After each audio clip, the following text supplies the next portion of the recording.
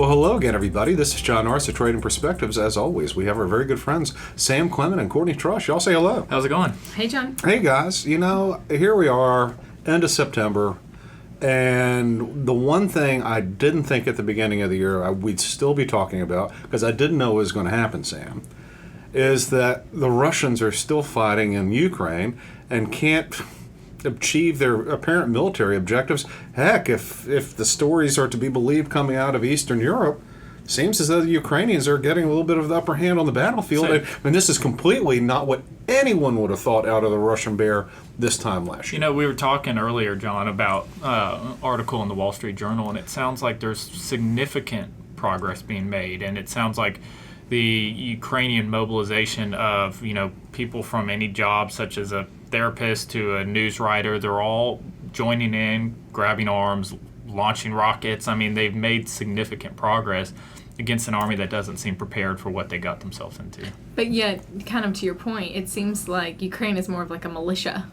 I mean, it's grabbing everybody that is able, and they're maybe fighting more out of passion than maybe the Russian troops. Well, that's probably is the case. Obviously we're not experts on the war in Eastern Europe, so we might be talking out of our hat or some sort of expression like that.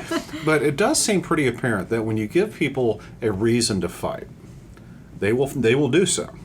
Just as we saw in Vietnam, we've seen in other sort of brushfire wars around the country, if people feel as though their lives are at stake, their livelihoods at stake, their homes at stake, they will fight back. Well, and that's what I think we're seeing here in Ukraine is Russia invaded it, and I'm sure the Kremlin and I'm sure Putin thought it wouldn't be that big a deal. Ukraine has been very poorly governed since its independence in the early 90s. It's smaller than Russia. Military has historically been smaller. It's historically been economically weaker, and I'm quite certain that Russian top brass thought, hey, we go on in here and the Ukrainians would be throwing down their weapons. Right. And here we are 8 months later, and Yeah. it's almost the exact opposite. The West has been supplying Kiev with some precision instruments. It seems like they're using some of this technology, adapting it, and even creating some of their own. You're mentioning some guys like 3D printing stuff. They're and all buying that. drones and then 3D printing little attachments that just fly over the tanks and drop RPG rocket, essentially missiles on it. And then you were also mentioning something about blowing up dams and reservoirs. Yeah, and Courtney, when I say dam, I'm not swearing, so you don't have to look at me like But that. it's kind of they're pushing all their chips in because, part of what I mentioned about them blowing this dam and flooding this area where all these Russian military and tanks were is it was going to flood houses. It was going to flood parts around the dam where people previously before all this lived. But it's, pushing all your chips in. I think the best examples we have are Pearl Harbor and probably 9/11 of when you get attacked on your homeland, people were all in. People were all in after December 7th. People were all in after 9/11, and people are all in, it looks like, in the Ukraine. I mean, you've seen examples of people that were news reporters. You've seen someone who was these previously world famous boxers that have joined the military. You saw a guy in this same Wall Street Journal article was about to go to Ohio for the Schwarzenegger Mr. Olympia, something Mr. like Universe, that. Yeah, something like that? something like that. Which I did not place in, by the way. Yeah, next year. Runner up. Yeah. But, it's these people, they all had careers, they had lives, they had things they were doing outside of this, and it seems like there's so many people that are pitching in and joining in. And they have a military, too. It's just kind of all hands on deck. Yeah, so when I'm sitting around taking a look at this, and we've talked about this beforehand, Sam, Russia's fighting this war the way that Russians have historically sort of fought wars. Attrition. And they've always had enough men that they can do this type of stuff, women too. But what we're really seeing here is, in the 21st century with precision armament technology, which is some of the stuff we've given to Ukraine, just serving as that battering ram or that sledgehammer isn't going to necessarily cut it any longer. Yeah. And that's the way the Russians have always fought their wars. I mean, always. Going back to pre-Napoleon, we're just going to wear you out. If we can't do it with manpower, winter will wear you down. The March on Berlin, Stalingrad, all of that. The Russians have always historically accepted an enormous number of losses, understanding that they can replenish their forces a lot better than most of their enemies. But that's not working out this time. It's absolutely not working out this time. So much so that, I was reading in the Wall Street Journal, and it's here's a quote from this one article. Ukraine's defense has punctured the myth that Mr. Putin has rebuilt the invincible Red Army. His military's logistics are weak, its weapons second rate, its tactics inflexible, and its top-down command structure obsolete. And I think that's a very fair assessment. I think it is, and I think that's probably part of that last one is probably part of the issue that got him into this in the first place, of thinking it'd be kind of a walk in the park. Yeah. Is this lack of coordination, this probably fear of telling the truth of maybe how I would imagine so. our troops. If your job is to train these troops, you're probably not going to want to tell the person above you they're not very good. Well, and it's a clear underestimation of the Ukrainian people, that they would be willing to fight, that they would have stood up. I mean, to your point, John, that he thought they were going to march in there, they were just going to lay down their weapons, and it was going to be a very short-lived conflict. Well, that's largely what happened in Crimea. And so, I don't think it's unreasonable for Putin to think that would happen. What is it, 10 years ago, 8 years ago? Yeah. It just kind of walked into Crimea. No one really put a bunch of a fuss about it. The Western powers said, how dare you? And couple months later, a few body bags, Crimea is part of Russia. But even your example about how they destroyed a dam, you would think, obviously not cussing at y'all, but you would think that Russian troops, as they're sitting in harm's way of this, would not be naive to the fact that, hey, let's look at the potential move that they could wipe us all out. And then it's just, again, underestimating I think their it was ability. more an overestimation of the Russians than I think it was an underestimation. I think there is a sense of both, but I think the bigger issue is the overestimation of the Red Army. Yeah. I think if you brought in, hypothetically, if the U.S. Army was in the Russian shoes here, I don't think we'd still be talking about this 8 months later. USA, Sam. That's right. USA. Right? So when we first talked about this conflict, and I might have said they should go in strong initially to wipe out Russian forces and to just... Who, the Ukrainians should go in strong? Yes, or that we should supply them the ability to go in strong to eliminate the conflict, because it's obviously affecting economics worldwide with sanctions, limitations of access to energy sources and stuff like that for Europeans and other countries. So I guess my thought is, I also saw recently this morning the potential of Russia using nuclear weapons. Is that trying to save face and end the conflict quicker? Does that scare you? Yes. Why would? Yes. Well, there's two types of. They're really, when they're talking about it, there's tactical nuclear weapons, and then there's ICBM. Blow up essentially the country off the map. And the thing is, the U.S. Army for years has had a huge store of tactical nuclear weapons. Things as low as 10 tons of TNT equivalency. That sounds like a lot, and it is. It one hell of an explosion. And there, I was swearing with that one, Courtney. But Hiroshima, if I'm not mistaken, was like 2,000 tons or something like that. Or was it 2,000 tons? 15,000 tons? So, but we're talking about a much smaller bomb than what we dropped on the Japanese at the end of World War II. And those are things that would knock out several square city blocks. Bridges and things like that. The problem with it is you're using plutonium, uranium, all that bad stuff, and it's radioactive. The U.S. still has a huge stockpile of these smaller type weapons. M61, I think, is one of the warheads. M89. If you go back and study it, you will undoubtedly find out that I'm using the wrong nomenclature. but we've also developed our precision weaponry far more so than the Russians. We're not going to be relying as heavily on the tactical nukes because we can have those 15,000 tons of TNT. Thank you, Courtney. You're welcome. I appreciate it's amazing that. What Google can do for Hiroshima or Hiroshima. But we've moved past that to some degree, whereas it's pretty apparent that Russia hasn't moved past their tactical nukes, which make up most of their warheads. So when Putin's saying, "I am not above," because that's my Vladimir Putin, impersonation. Pretty good. Which I like it. Maybe I won't do that. When he's saying that he's using nuclear weapons, I'm not sure he's talking about ICBMs and we're going to blow up Berlin or Paris or whatnot. I think he's probably alluding to tactical nuclear weapons that they will destroy, divisions as they come in, as opposed to trying to escalate a nuclear winter around the world. That's what I'm envisioning. I also think there's a good chance people are overestimating the Russians' ability, even here with nuclear weapons. And I was reading another article in the Wall Street Journal. It said there's a balance of taking it seriously what Putin is saying, but also not overreacting to what they're saying or reacting to this overestimation of their power.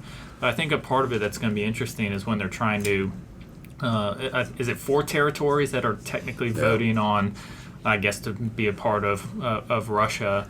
That goes from it, if they do, from being a special operation to defeat the neo-Nazis, they're calling them, in Ukraine, to you are now attacking Russian territory. And that's what people are worried about, that the Donbass and Luhansk and all that stuff, if that is now officially part of Russia and the Ukrainians come in, well, now the Ukrainians are invading Russia, and Ukrainians will perhaps bear the brunt of some tactical nuclear weapon. I can't imagine why Putin would want to use strategic nuclear weapons against Ukraine, understanding that if he turns Ukraine into a sea of glass, there's no economic benefit for Russia at all.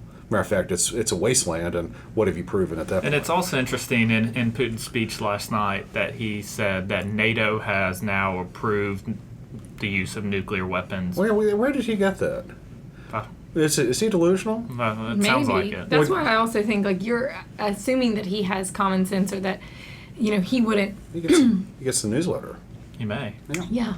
But I think the concern is this is all about him saving face. And so is there, could either one of you see this conflict ending where Ukraine stays fully intact and Russia just backs down? No. I don't, personally. I think it's the Donbass region, I guess, Luhansk, that's the saving face for Vladimir Putin. Those sections become part of greater Russia, and then he'll say, "I got my aims, and I'm out of there." Yeah, the problem with all this and trying to plan out what they're going to do is you can't think of it logically. They've been proven to not act logically. But they've been proven to not act like Americans. Right, and so to put American ideals on how this is going to end doesn't really work, especially with someone who, they're talking about whether he has cancer and is sick and what he wants his legacy to be, and there's layers of and this. And it's not this. Yeah, and there's layers. It's not this. It's not a year plus long push into Ukraine that can. I mean, it took them 6 months, and then they took back some of this territory in a matter of weeks.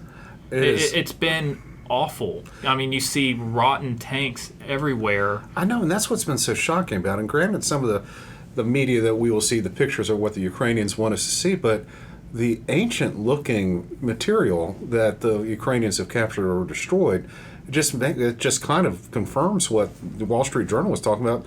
Putin's weapons are second-rate. Yeah. And so when the Ukrainians are firing our weapons at second-rate weapons, I don't care who you are. You can be Vladimir Putin. You can be the mighty Russian bear. We're firing precision. Someone's firing precision weaponry at them, and you're firing back with a shotgun. Guess what? You're going to lose that. Yeah. You're going to lose that gunfight every time. Courtney, that is like showing up to a gunfight with a knife. There's rooms full of people with drones with weapons attached to them, just all day long, and they say the only time they're stopping is to recharge these drones. I mean, and what the Russians have been doing to defend against them is shooting at them. They've been shooting weapons at these flying drones that are knocking off tanks. So you have a bunch of Ukrainians back in Kiev or some such place. They're for all intents and purposes playing video games. Right.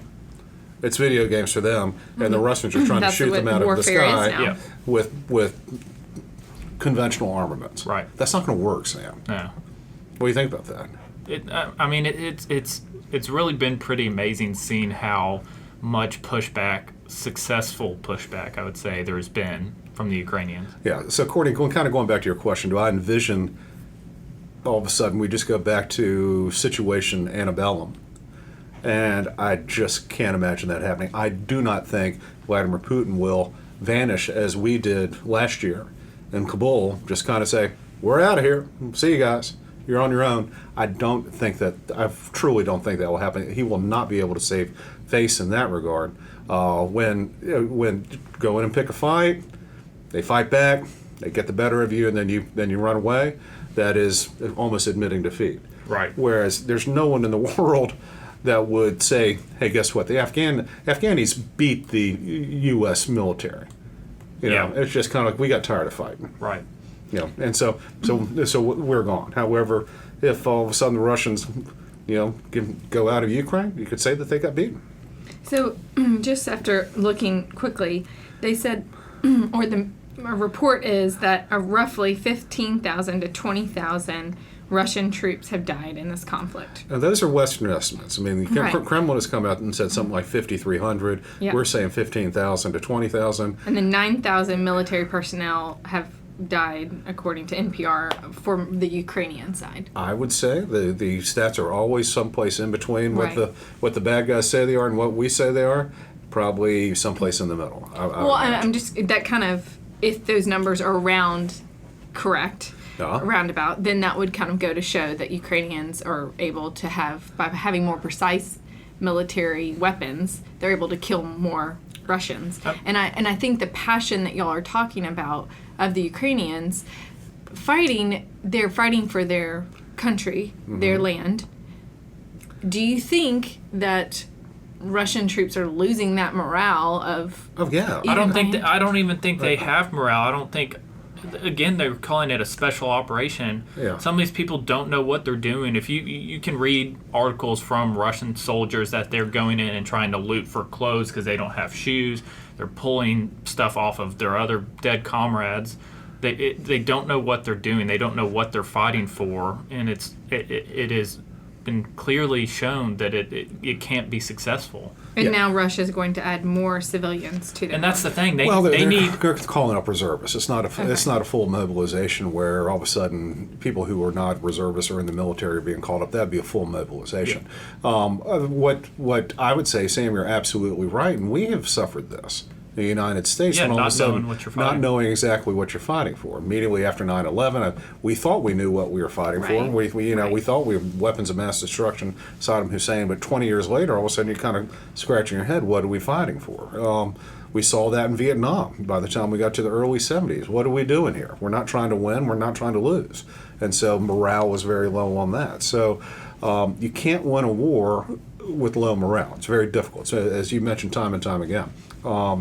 It's just very hard to do it. And I would imagine the average Russian kid or the average young man in Russia is going, I don't hate the Ukrainians that much that I'm going to go down and, I'm for the war. Don't get me wrong. These other guys signed up. I didn't sign up for that. And I would imagine you have a huge chunk of that. Yeah. I mean, there are reports that there are planes leaving Moscow with a bunch of military-aged men to countries that don't require a visa are stuffed. I mean, just absolutely people can't get out of there, fast enough. Kind of vanish to Kazakhstan for a little while. But part of the issue with even this partial mobilization is a lot of these stories of Russian units getting just torn to pieces. These are what they call some of their elite units. They're not replacing them with elite units. No. And they weren't elite units in the first place. I mean, there's stories of all these tanks that are in their formation and one gets blown up and they all freak out and then just get in a line. And so they just pick one after one after one. Worst possible thing and you so can do. But these are elite units that were doing this. That the first second of pushback, they break formation and then they all get picked off. And now they're going to replace it with people that are not an elite unit. And you can't train. It takes years. I mean, that's part of what the U.S. military does is we have all these elite units that are, constantly ready. And you can't train that in months or weeks or even years, really. So I think this could go on a little bit longer than people would like. Vladimir Putin can't get out of there,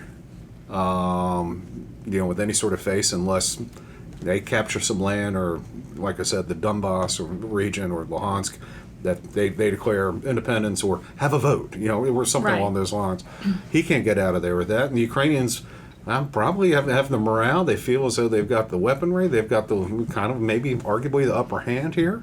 And they're not going to back down either. So I don't know what the end game's going to be, except just kind of more bloodshed until finally, I'd say probably the Chinese are going to have to kind of force Moscow to kind of back down. Yeah. Ultimately, I think that's what's going to happen. Beijing is finally going to say, okay, you're my punk now, Moscow, and we're telling you to stop this nonsense. And I think that is the likely outcome of it. One, I think strengthens the Chinese-Russian relationship, but with the Chinese very much being the upper hand of it. Yeah. Almost kind of a, whatever the Big term. brother, little brother, yeah, something like that. Yeah, kind of not quite a client state. Yeah. Not quite a client state, but truly Russia will leave this in a much weakened state globally and will be beholden to the Chinese for capital, military, armaments, and what have you. Although the Russian military complex is still pretty huge, it's pretty evident that their technology is not where it needs to be. At least that's what this war in Ukraine is suggesting to us. Yeah. Do either one of you, what is kind of when y'all look at this situation and knowing the economic impacts, especially for Europeans, what is the timetable in your mind that it would take to kind of get back to where we were before the military conflict? That really has to do with coherent energy policies in Western Europe. But for incoherent energy policies in Western Europe prior to this conflict, this probably wouldn't have had this type of economic impact that it has had. The green environmental policies have led to Western Europe being heavily dependent on Russian natural gas and even oil. So it's not a new thing, though. It's not a new thing, right. but it's been, that has been 10 to 20 years in the making. This is going to force Europe to come up with better energy policies, more than likely lead to greater consumption of LNG and CNG that we can ship a little bit more easily from the United States and from Nigeria and some other places, which means that we are going to have to be willing to drill a lot more of natural gas, and we're going to have to be serious about our fossil fuel production here in the United States. So if we do all of this stuff, it's going to take a couple years, but it's not going to be one of these deals that the world is going to be in the ditch or driven into economic depression because of this war in Eastern Europe. That's my opinion. I agree. So it'll be a long, cold winter, but it's a long, cold winter every winter. It could be a very cold winter in Europe this year. Yeah. The Germans. Okay, one last thing. Sam's trying to cut us off here. The Germans have stockpiled enough natural gas for 2 months. Yeah. I don't think the other countries that are reliant on Russian natural gas have been as diligent as the Germans have. So you're going to see these other countries who knock on Berlin's door saying, "Hey, can you have some?" So it's going to be a little bit colder than people would like. All right. With that, guys, we always love to hear from you. Also, if you have any comments or questions, please, by all means, let us know. You can always drop us a line at tradingperspectives@oakworth.com, or you can leave us a review on the podcast outlet of your choice. As always, if you're interested in reading more or hearing more of what we have to say or how we think, by all means, please go to oakworth.com. Take a look underneath the Thought Leadership tab, Courtney, for all kinds of exciting information. Guys, one last chance to have the last word on this topic. That's all I got. that's it, John. That's all I've got today, too. Y'all take care.